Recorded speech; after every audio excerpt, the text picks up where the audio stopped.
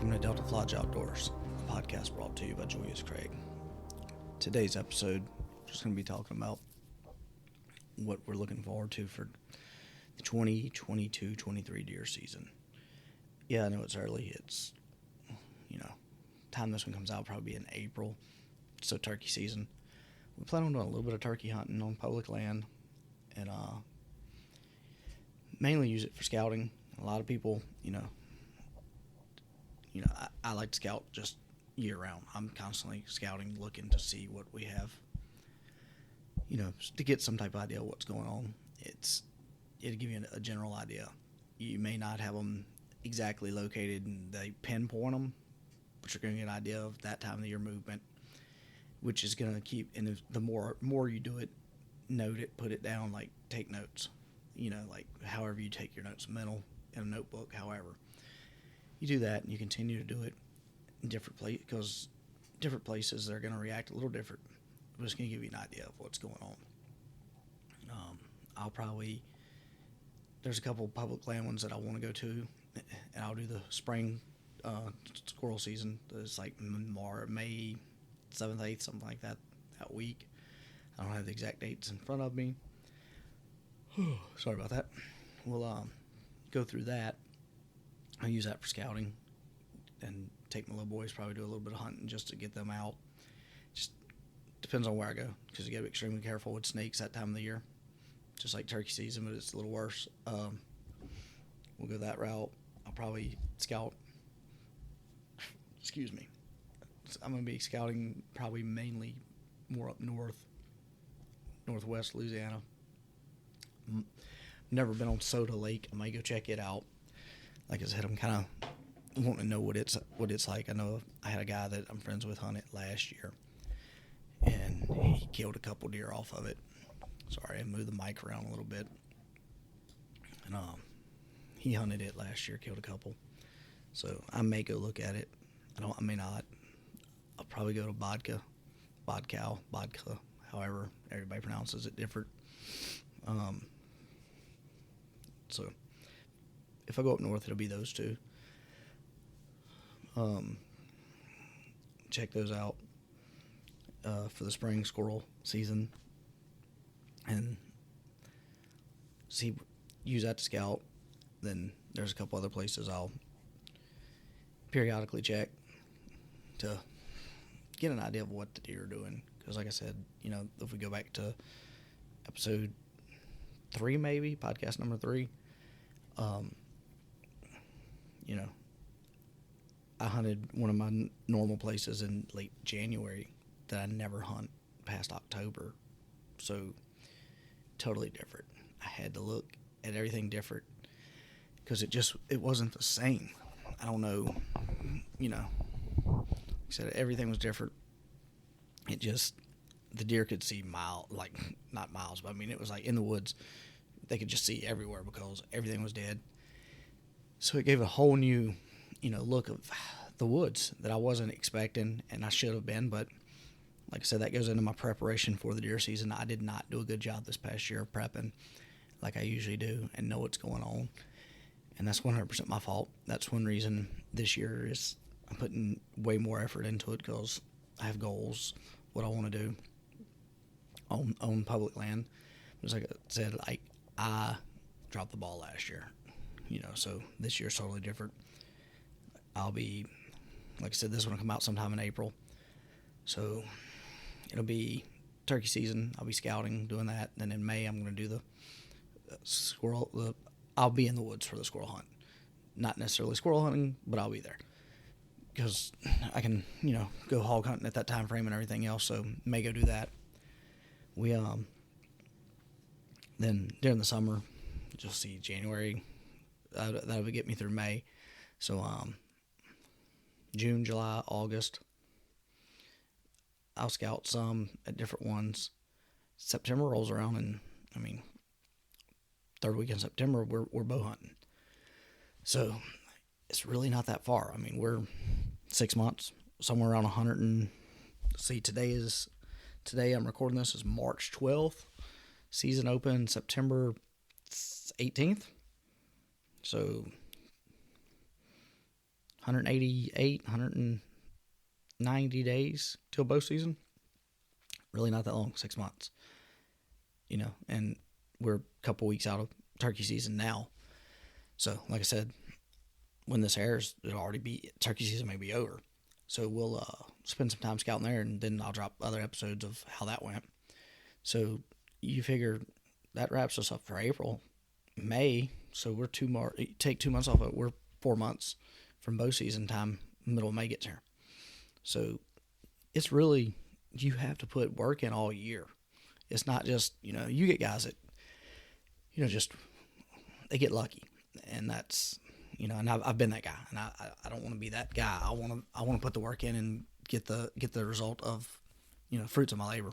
So we'll be scouting and looking for bedding areas, trails, checking the trees to see, because I know one area I hunt, it has what they call, it's like a black locust tree, which is basically those like bean pods, and deer love them, and they come out usually around September. They start falling, but they only produce like every 2 to 3 years.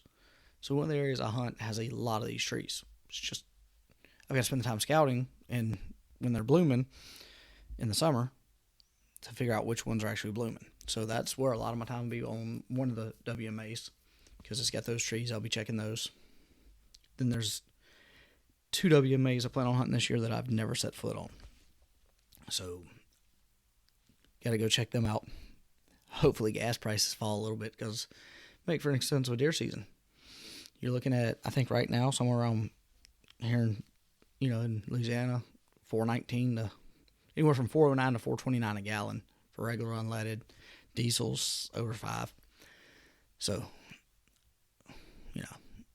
if gas doesn't come down, that's going to really affect, I think, a lot of guys hunting and traveling out of state for hunts.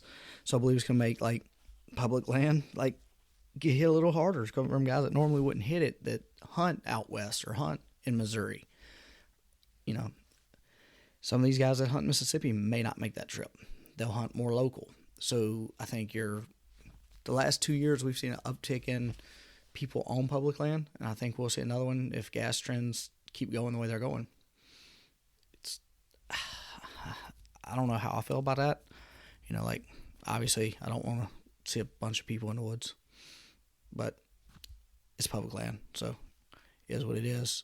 Hopefully gas does go back down, because that affects a lot of stuff, and that'll either have guys not going out for far off for hunts, so they're hunting local, and it pushes the numbers up of people, or it affects it where people don't hunt hardly, less people in the woods due to they just don't have the money, which is a whole other issue in itself. And I don't want to go on a tangent about politics and fuel and all that, so we'll go back into, like I said, March is halfway over. April's, I don't have an answer to that. Sorry about that. My Alexa started talking for some reason. All right. So, like I said, where was I? We're gonna continue to just,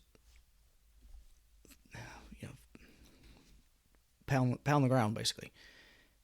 Foot on the ground, walking, checking, scouting, looking for stuff. Hopefully,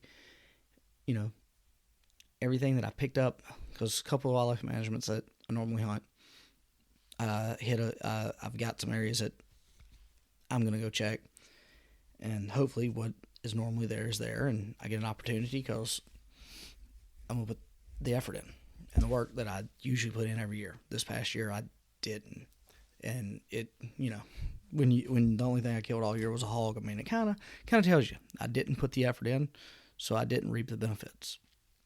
And so we're going to do that and go from there, and hopefully, we reap the benefits of our, get the rewards of our work.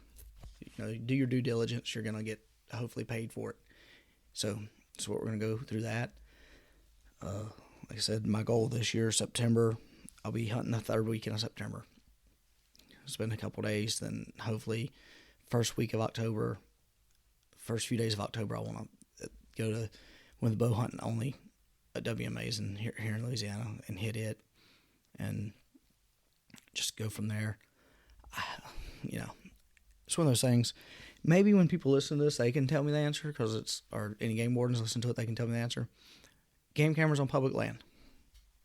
I mean, you look it up for Louisiana, and Louisiana Sportsman has an article written about how to place cameras on wildlife management in Louisiana on public land.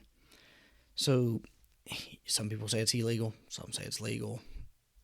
I'd like to hear it out of a game warden's mouth, see what he says, because Louisiana Sportsman promotes it. The magazine promotes it as being legal. But I mean, I'd like to hear it from law enforcement themselves, because you get all this, conflicting answers for anything. Like people talk about, the magazine capacity for hunting here in Louisiana. You have a capacity with your shotgun. With a rifle, there's not one. So if you want to use an AR-15 with a 30-round mag, AR-10 with a 20-round mag, it's perfectly legal. But it's funny to watch people argue about it every year on Facebook. You get these groups, and it's like, you'll have people arguing left and right, and it's like, just call Wildlife and Fisheries. If you're gonna ask the question on Facebook, you should probably just call Wildlife and Fisheries, because you're gonna get conflicting answers, and half the ones giving you answers don't even know the real answer themselves. They're just going off what hearsay. So, I recommend anytime you have a question about anything, speak to your game warden, your conservation officer, whatever they call them where you're at, and they can give you an answer. Excuse me, sorry. So it's, I think it'll be a fun deer season, because it's either gonna be jam packed or less people. Usually where I hunt it, I don't see a lot of people. And I mean, one of the places I hunt in North Louisiana, from where I park at to where I go in the woods to where I go, like the area I like to hunt. And I mean, I hunt several different areas within this area, but the general area that I like to go to is 1.8 miles from where I park at. You don't ever see anybody else. So, because you literally have to walk that far. You cannot, there's nowhere to drive on it. There's no four-wheeler trails. There's no nothing. You walk. So it deters a lot of people, which I enjoy that, because I don't have to worry about anybody else. If I leave something there, it's there. So we'll be hunting it. That's probably where I'm going to go the first week of October, due to the fact that 2 years ago I did my work. I went up there the first week of October. I hunted the first, second, and third day of October. I had 11 does in those first 3 days, all within bow range. But I also had a very large buck on camera that was killed later in gun season on one of the private properties by it, that had between a 22 and 24 inch spread. I had him on camera from the time he was in velvet up. So I put a lot of time in on hunting him. Didn't shoot a doe, like I said, because I had 11 within the first 3 days. Farther shot was like 38 yards. Had one at 8 yards. My fault, I should have shot one earlier in the year, but I was, I got fixated on killing him, and it didn't work out for me. So I won't make the same mistake this year. Yes, I'm hunting for mature deer, and by mature deer, I won't, I'm not going to shoot a little yearling even as a doe. But some of that management, for example, I mean, most of the does up there, you're going to get 2.5, 3-year-old does. They're good. They're it's not a high turnover rate of deer there, like per se of kills. So you get some mature deer, deer that had the opportunity to reach maturity, bucks 3.5, 4 years old. So, and then, so that's just because a lot of people even, it's not going to just go bow hunt it, because that deters them bow hunt only. So I enjoy hunting those style of managements in Louisiana. I know I'm kind of rambling, working on just being able to talk and do. Take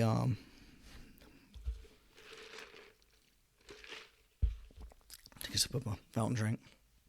We're gonna hopefully get some cool things. More people coming on, because we've got we've dropped a few episodes with other people on. We're gonna continue bringing some of them back pretty regular.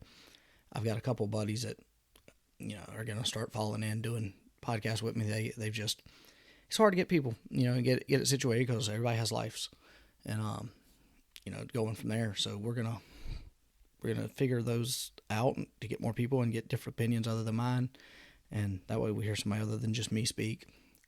That way it doesn't get mundane. We would love for you to go to the YouTube channel and subscribe.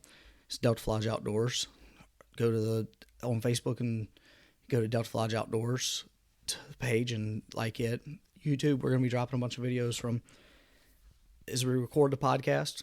We're going to drop a video of us sitting in here, whether it's me, other people, whether it's through Zoom, there's recording that way so that they can see it, and record all that so that we can put all that on Facebook and promote it, but not just Facebook, YouTube, and have videos on our channel of everything where it can be gone back and looked at. We have any scouting trips we make of it be recorded. Hopefully, time this drops, I'll be dropping scouting trip recordings on YouTube. So we'll go from there. And I mean, without y'all's help, can't grow this. Can't bring. I want to know what y'all want. So drop comments, whatever. Like on the podcast, subscribe to the podcast. Let us know. Comment. Let us know what we're doing right or wrong. We don't care. Just if we need it, wherever we need to improve, we'll improve. If you like something we're doing, let us know. If you don't like something we're doing, let us know. That's on YouTube, on the podcast stuff, on our Facebook page. Just reach out to us. Email us. So there's a lot of different ways to get in touch with us. As you can see, we spelled Flage with a U. Just kind of threw that out there when we did it. This name come about 2011, September of 11 maybe. Myself and one of the guys that he'll be on with me, Steven, we kind of come up with the name together. There's alcohol involved more likely. And then because I developed a feed, and we came up with a name for the company, Delta Flage Outdoors. Then we threw the U in there, just shits and giggles. And he had the idea of bringing a camouflage pattern together, and we actually were talking about that a couple nights ago in text. And he still has that, that dream. And we're working on something. Hopefully, I've got some ideas, and I've sent him some info. We're going to try and go with a digital pattern when we step forward with it, and it'll be out. Hopefully, we can get it figured out to put it out in a digital platform. But the deer feed was Cajun blend, is what we come up with Delta Flage Outdoors, and the catch was once you go blend, everything else is bland. So developed the feed, and that was, I didn't want it to be just about the deer feed. We were outdoors because we hunt, we fish, we trap, we do all kinds of stuff, and we didn't want it just to be stuck to an attracting company, a feed company, whatever they want to refer to us as. We want to be outdoors because that's what we like doing. So that was 2011, 12. Time changed, life's changed. Everybody separated, and I've kept it going, and then stepped back in the really 2016. I moved forward with some, the logo design you see on my shirt, if you can see it, and some other stuff. And I think it'll be the logo design that's in our. Yeah, it is. When you look up the podcast and you see Delta Flage Outdoors, that picture in it, that's one of the logos we use. I have about 6 or 7 different styles I use. In the videos right now, there's a background behind me of 2 bucks fighting in a sunset with a guy with a bow pulled back, and behind them in the sunset, and it says Delta Flage Outdoors across the deer. It's been a lot of changes, and a lot of stuff stay the same. So hopefully, like I said, because when we originally started, the camo was a big idea. Excuse me, and we just didn't get it. Hats, we've developed a couple different styles of stuff on hats. I'm moving it so you can see it in the video. You can always go to our Facebook. Nope, can't see it in the video. Yep, there we go. It's over here with me now. That's weird. It's one design. The other design, different colors. And we use a Richardson hat. The 112 is the main one we produce. Like get done. I personally wear I think it's the 222, just because I like the way I like it better than a 112. 112 is a little cheaper hat, but most people like a 112 more than they do a 222. I'm just different. Have some shirts that we produce. Also, some other this is that we do the polos with the design on them, and we're getting into being able to do the t-shirts, like screen printed stuff with our logo stuff on it. Hopefully some koozies, shot glasses, you name it. We're gonna try and stick Delta Lodge Outdoors on it, and to create our brand. And I know this episode is way further different than what we started it. And that's just how it is sometimes. So there's gonna be big things coming every day. There's gonna be something. So y'all just hang with us, and you'll see the change. Everything's gonna get better as we go with everything we do. The recordings will get better, the videos will get better, the merchandise will get better, the website. I'm just working on it. I've got a buddy that I need to speak to because, Brant. Yep, I'm gonna drop it again. Brant and his wife Bree. Brant and Bree. Make sure if they listen, when they're listening to this, they hear their name numerous times. Brant and Bree know more about websites than me, so I need to get with them to work on some stuff with me there, and get that way we can get the merchandise up on the website so we can start getting y'all some merchandise and stuff. So stay tuned. There's gonna be huge things coming. With that, I think we'll kind of cut this one short. It's not gonna be very long because I started going off on tangent. So we appreciate you. This is Julius Craig with Delta Lodge Outdoors. It was great talking to you today, and see you next time.